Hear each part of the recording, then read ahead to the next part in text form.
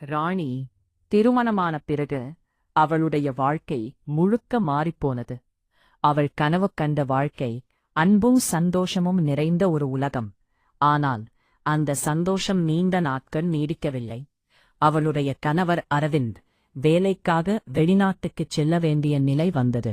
சில மாதங்களில் உன்னை கூட்டிக் கொண்டே போகிறேன் என்று சொல்லி சென்ற அந்த நாள் முதல் ராணியின் வாழ்க்கை தனிமையிலும் பொறுப்புகளிலும் சிக்கிக் கொண்டது. முதலில் எல்லாம் சரியாக இருந்தது. தினமும் வீடியோ கால், மெசேஜ்கள், அன்பு குறையவில்லை. ஆனால் காலம் செல்ல செல்ல வீட்டிலுள்ளவர்களின் மனநிலை மாற ஆரம்பித்தது. நீ என்னதான் பண்ணுறே, வீட்டிலே இருக்கிறியே என்று மாமியார் கேள்வி கேட்டார். எங்கள் வீட்டுக்கு வந்ததிலிருந்து எதுவும் நல்லது நடக்கல என்று குற்றம் சாட்டினர். ராணி மௌனமாக இருந்தாள். ஏனென்றால் அவள் பேசினால் அது பெரிய பிரச்சனையாகவிடும் என்று அவளுக்குத் தெரியும். ஒரு நாள் அவளுடைய அம்மா உடல்நிலை சரியில்லை என்று செய்தி வந்தது. அவள் வீட்டுக்குப் போக வேண்டும் என்று கேட்டாள். ஆனால் உன் கணவர் இல்லாமல் எங்க போறே, அவன் வந்த பிறகு போ என்று மறுத்துவிட்டார்கள். அந்த இரவு ராணி அழுது கொண்டு கணவரிடம் பேசினாள்.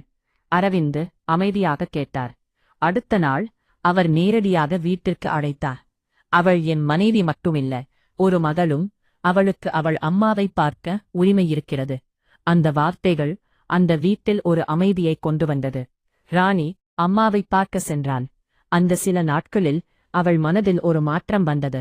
நான் எதற்காக பயந்து இருக்கணும், நான் தவறு. திரும்பி வந்த பிறகு அவள் மெதுவாக தன் கருத்துக்களை சொல்ல ஆரம்பித்தாள். மரியாதையோடு, ஆனால் உறுதியோடு. காலம் சென்றது. வீட்டில் அவளை புரிந்து கொள்ள ஆரம்பித்தார்கள். ஒரு நாள் அரவிந்த் திரும்பி வந்தார். ராணியை பார்த்ததும், நீ ரொம்ப மாறிட்டே என்று சிரித்தார். ராணி சிரித்தாள். நான் மாறல, நான் என்னவோ அதைதான் கண்டுபிடிச்சேன். இந்த கதை ஒரு பெண்ணின் தைரியத்தையும் தன்னம்பிக்கையையும் சொல்லும். அவள் பேச ஆரம்பிக்கும் போதுதான் அவளுடைய வாழ்க்கை மாற ஆரம்பிக்கும். மௌனம் பலவீனம் இல்லை, ஆனா சரியான நேரத்தில் பேசுவது சக்தி.